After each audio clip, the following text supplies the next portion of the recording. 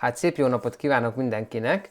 A héten elindult az úgymond rendes parlamenti üléseknek az időszaka, szóval megvoltak az első csörték a Tisza kormány és a Fidesz KDNP között, úgyhogy és nézzünk bele ebbe a kis összeállításba, amit a Telex készített, és lássuk, hogy mit alkottak a képviselőink.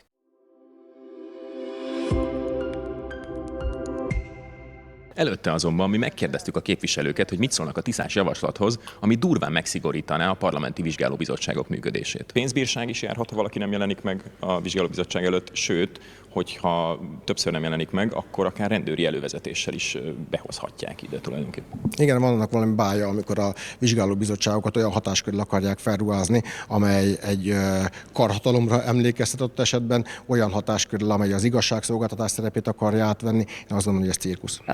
Most én nem teljesen értem, hogy mi ezzel a probléma. Most az, hogy változtatnak törvényeken, meg jogkörökön, ez miért olyan nagy probléma? A vizsgálóbizottságoknak is gondolom megvan a feladatuk, hogy kivizsgáljanak bizonyos ügyeket, és miért nem lehetne rákötelezni arra a képviselőket, hogy jelenjenek meg ezen. Biztos vagyok benne, hogy amikor például Orbánék mondjuk a belügyminisztérium alá bevonták a kutatási hivatalt, valószínű, hogy a fideszes képviselők ugyanígy fel voltak háborodva, hogy megváltoztatják az eddigi szokásjogot. Különböző hatalmi ágaknak az összekeveredése az így felmerül ennek, vagy felmerülhet ennek kapcsán. Megnézzük, hogy mi fog történni, még én is kíváncsian várom, hogy... Ahogy elmondta a képviselő is, tehát itt arról van szó, hogy meg kell jelenni, és akkor, ha nem jelensz meg, akkor pénzbírságot kapsz, vagy pedig előállítanak a rendőrök. Itt nem arról van szó, hogy a vizsgálóbizottság fogja eldönteni, hogy te most bűnös vagy nem. Annak örülne, hogyha mondjuk Novák Katalint ide be kellene jönnie egy vizsgálóbizottság elé, és válaszolni a kérdésekre? Szerintem ennek ön örülne leginkább. Én biztos, hogy nem, de azt gondolom... Na, vajon miért nem örülne? Mert hát kiderülne, hogy mondjuk Novák Katalin kinek a nyomására, vagyis hát már az kiderült, hogy Balogh Zoltán nyomására adott kegyelmet, de hogy Balogh Zoltán miért lobbizott emellett, az nem derült ki. Én inkább Balogh Zoltánt nézném meg, hogy ő miket mond egy ilyen vizsgálóbizottság előtt. De most mondta, hogy szeretne válaszokat ön is. A közvéleménynek joga van megtudni azokat a... Hogy lehet máshogy megtudni? Az elmúlt hétvégén egyébként megtudtunk, semmi újat nem tudtunk meg. Hogy lehet máshogy megtudni? Azt tudtuk meg, hogy a egyedüli felelőse, aki ennek a kegyelmi ügynek, az lemondott és vállalta a politikai felelősséget. Egyedüli felelőse is lemondott. Szóval megint azt erősítik meg, hogy amit mindig is mondtak, hogy a fideszesek a nők szoknyája mögé bújnak be. Mondjuk látja maga előtt, hogy akár, nem tudom, a kegyelmi ügyben Orbán Viktort ide elővezetik a rendőrök, hogyha nem akar eljönni. Nem pontosan értem, hogy miért, tehát hogy mindent tudunk körülbelül már a kegyelmi. Mindent? Hát semmi újdonság nem derült ki, ugye itt... Az, hogy nem derült ki semmi újdonság, az nem azt jelenti, hogy még nincs minek kiderülnie. Hát az kiderült, hogy Varga Judit például nem támogatólag terjesztette fel. Ezt eddig nem tudtuk, ezt most tudtuk meg. Én nekem erről volt információm. Ja, aha, erről volt információ, de amikor megkérdezgették a politikusokat, akkor meg forduljanak Novák Katalinhoz, aki meg nem válaszolt semmire. Ilyenkor erről volt információ, ez bagatel dolog. A Mi Hazánk elnöke azt mondta, hogy a fideszes ügyek vizsgálatakor Magyar Pétert is ki kéne vizsgálni. Hogyan fogjuk beidéztetni önt Balási Gyula szerződéseivel kapcsolatban? Hiszen ön éveken keresztül nem egy szerződést írt alá, éveken keresztül túlárazott szerződéseket írt alá és kötött Balási Gyulával. Ehhez kell a Mi Hazánk mozgalom, hogy a fideszes... Mondjuk azt nem tudom, hogy ez miért kell a Mi Hazánk mozgalom, hiszen nélkülük is megvan a kétharmad, viszont ebben egyetértek Toroczkaival.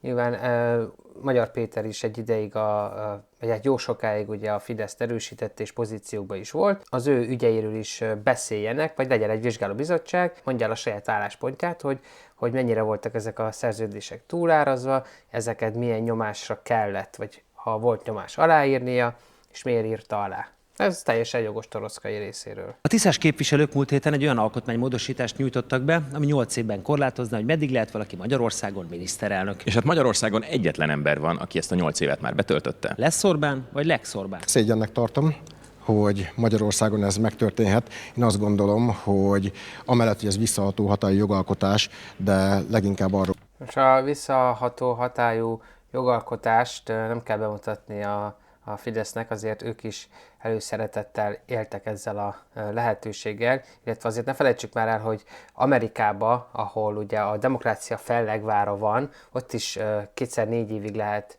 egy ember elnök, és tudom, hogy az elnöki rendszer, ez meg parlamentáris rendszer, de igazából nem értem, hogy ez miért olyan fontos. Tehát Amerikában is az elnökre szavaznak, oké, hogy technikailag az elektorokra szavaznak, de ott is megvan a két elnökjelölt, tehát egy személyre szavaznak az amerikaiak, meg Magyarországon is tudjuk, hogy ha az adott párt nyer, akkor kit fog miniszterelnöknek jelölni, szóval itt is ugyanúgy emberekre szavaznak, akkor ha Amerikában lehet ezt korlátozni, akkor Magyarországon miért ne lehetne ezt korlátozni, és egyébként meg mi van akkor, hogyha igen, ez Orbánra van írva. Tehát, hogy én nem tartok attól, hogy Orbán visszatérne a hatalomba, de most, hogyha a fideszesek ettől boldogok, hogy kimondanák, hogy igen, ez Orbán Viktorra van írva, akkor mondják ki, és akkor lépjünk tovább. Egy mondva csinált ügyön megy megint a pörgés.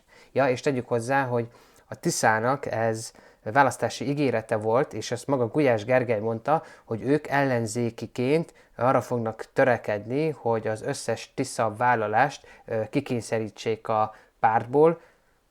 Szóval akkor most nem értem, hogy mi a probléma. A Tisza ezt vállalta a kampányba, akkor végrehajtják, hát akkor téma le van zárva, ezért szavazott 3,5 millió ember a Tiszára, mert szeretnék, hogy ezt a törvényt bevezessék, illetve arról még nem is beszélve, hogy mindig csak Orbán Viktoron rúgóznak, hogy Magyar Péter fél Orbán Viktortól, de azt nem emelik ki, hogy tulajdonképpen ezzel Magyar Péter a saját hatalmát is korlátozza. 8 év is ennyi volt. Tehát erről miért nem beszélnek? Persze, hogyha ezt Orbán Viktor vezetné be, akkor milyen magasztosan tudnának erről beszélni a fideszesek, hogy hát ilyen egy igazi hazafi, aki nem akar élete végéig hatalmon lenni, hanem 2-4 évig szolgálja a hazáját. Az alakuló ülésen is, és a múlt hét előtti héten is láttam, hogy kinek szállt a fejébe a hatalom. De Orbán Viktornak, nem? Úgyhogy Orbán Viktornak nem gondolom, hogy a fejébe szállt a hatalom, hiszen soha nem beszélt úgy emberekkel, nem beszélt úgy az ellenzékkel, és nem viselkedett.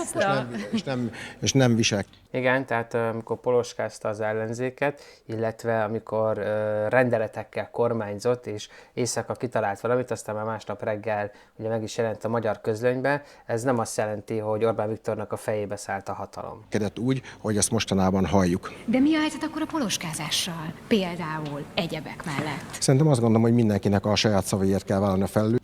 Ja, ilyenkor, hát azt nem én mondtam, nekem semmi közöm. Én azért vállalok felelősséget, amit mondok, és azért is Nem, ti egy politikai párt vagytok, akkor még hatalmon is voltatok, és amit a miniszterelnök mond, akkor nektek azért felelősséget kell vállalni, hogy legalább felszólaltok, hogy igen, ez nem volt helyes, ezzel nagyon sok embert megsértenek, és igen, fel kellett volna szólalnotok, de hát... Szerencsére volt egy téma, ahol kialakult az Egységfront. Az előző országgyűlés több mint 200 milliárd forintjába került a magyar adófizetőknek. Ez a 200 milliárd forint, ez most legalább 50 milliárd forinttal fog csökkenni. Nagyon helyes, hogy a parlamenti képviselők fizetését csökkentik. Bármilyen képviselői fizetéscsökkentést, amit javasolnak, meg fogunk szavazni, ezen nem újon. Persze azért az emeléseket is megszavazták. Miért nem sikerült csökkenteni? Azért nem sikerült csökkenteni, mert nem nyújtottak be ilyen törvényjavaslatot. Önök fölvették azt a havi 7 millió forintot, kedves Torockai elnök úr, kedves Dúró Dóra alelnök asszony, 7 millió forintot havonta a magyar adófizetők pénzért önök sofőrre, kollégákra, irodára költöttek. Akkor már...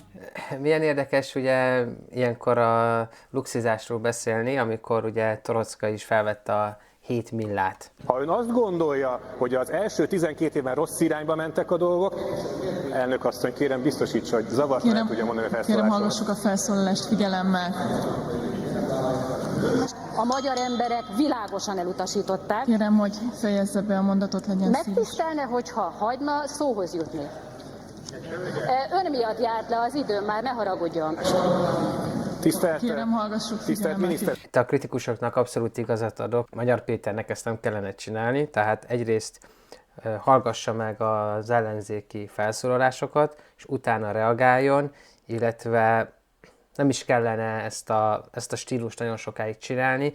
Szerintem az sokkal jobb színben tüntetné fel őt, hogyha így felülemelkedne ezeken az összes ilyen bagatell, mondva csinált fideszes támadásokon, de hozzáteszem, a Magyar Péter csak a fideszesekkel beszél így, és velük szembe viselkedik így, és egyébként nyilván a nagyon sok tisztás szavazónak ez szimpatikus, de ha megnézzünk mondjuk egy nemzetközi sajtótájékoztatóját, vagy egy kormányinfó, vagy nem tudom, hogy most mi a hivatalos neve, ott nagyon szépen összeszedetten, kulturáltan beszél, mindenre tud válaszolni, szóval amikor ezt látjuk, hogy így viselkedik, ezt csak a fideszes politikusokkal szemben csinálja, és azért ne felejtsük el, amit mint szoktam mondani, hogy mindent megtettek azért, hogy ezt most ők megkapják. Nem túl jó, nem túl hihető szappanopera. Van egy plusz érdekessége ennek.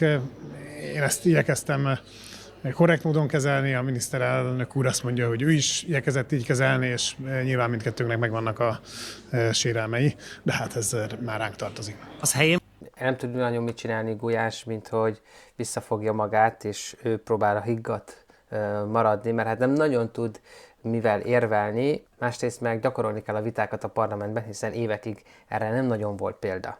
Én 1 évre vállaltam a frakcióvezetést, mert úgy ítéltem meg, hogy ebben a helyzetben ez a helyes és... Ilyen érdekes, nem? Tehát, hogy patrióta jobboldaliak, hazafiak, ahogy ők magukat hívják, és egyszer kikapnak, Orbán Viktor már be se ül a parlamentbe, Gulyás is csak 1 évre vállalja. Tehát ennyi. Ahogy Mencert idézzem, kipukkadt a lufi. De én meg azt kérem, hogy nézzen körbe, bár éppen Lázár János nincs itt. Hol van ő? Ő is ugyanazzal a 2 ingatlannal fejezte be? Arra válaszoljon inkább, frakcióvezető úr. Beszélgettünk mi erről. Miből lett az a 46 ingatlan? Miből lett a 10 milliárdos batidai kastély?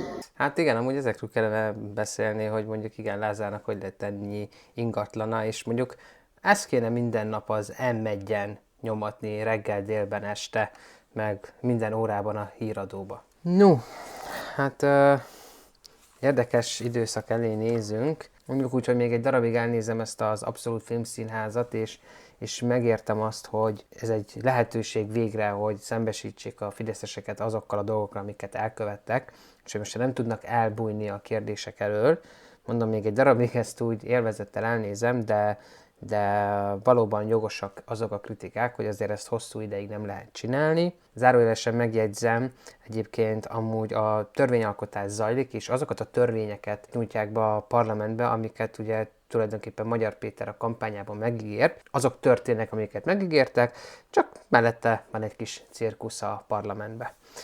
Na hát ennyi lett volna ez a videó, majd meglátjuk a további fejleményeket, hogy mik lesznek itt a közeljövőben.